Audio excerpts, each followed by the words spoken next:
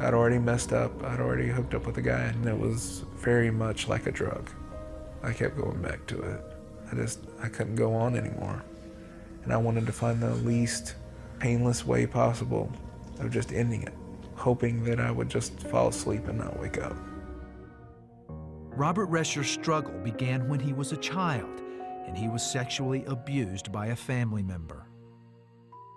You're young, you're kind of naive. I remember being very fearful, knowing it was wrong, knowing I probably should say something.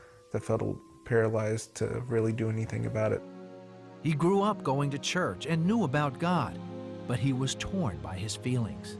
I felt tormented most of my high school years. It was during that time, definitely, that I started having an attraction for men. A lot of times I would sit in church and just inwardly just feeling there's no hope for me. You almost feel like you're two different people because you have to put on a front in a way, but inside you have the struggle going on. Eventually, the abuse stopped, but Robert's struggle continued. During his senior year in high school, he made regular visits to an adult superstore. I was in a booth watching a video. You hear the door handle open and someone comes in. A guy made advances towards me. It was basically anything goes in that setting. There was a side of that was appealing, that people would desire to be with you. That pretty much opened the door for me. Over the next few years, Robert had hundreds of anonymous sexual encounters with men and women. Along the way, he met a girl at church, and they married. Maybe if I get married and I start, having sexual relations with my wife, this other stuff is going to kind of dissipate and go away. Initially, we were close. I'm still having this struggle inside.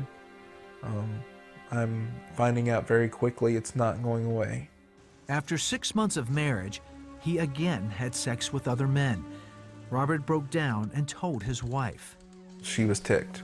She was upset. I didn't have any concept of how to stop.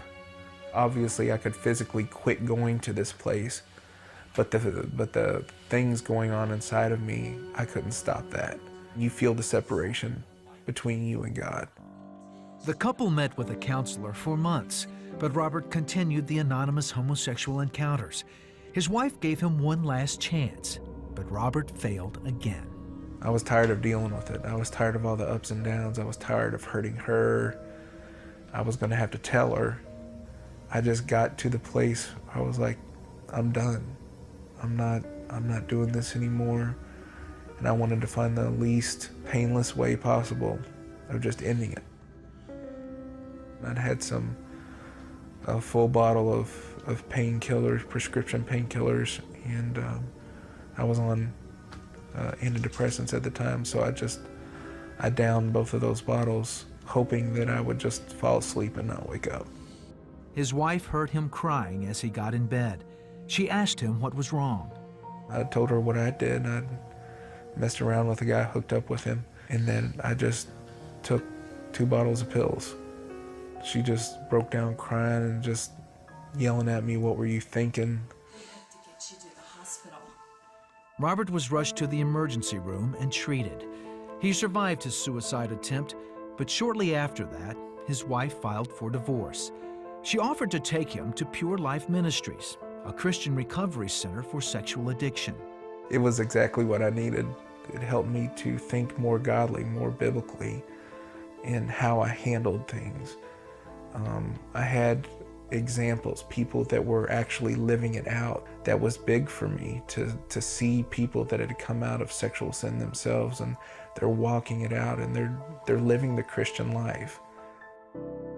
One night, he attended a chapel service that changed his life.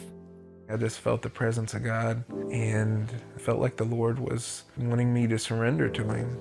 I pretty much lost everything at that point. For the first time in my life, I wanted His will in my life. And I just remember just bowing my head and just saying yes to Him over and over and over. I have peace now. I didn't have peace before. It's lasting peace. you know, when I would go after those other things, there was always a letdown. Robert completed the program and is now a full-time counselor, helping others with sexual addiction. It's very rewarding to see God do something in someone else's life like he's done for me, and know that they're gonna get the freedom, the hope, the joy that comes with that transformation that happens. 9.5 years out of this, there's something real and substantial in my life. I know he's not gonna reject me. I know that I can come to him. It's about me living for Jesus.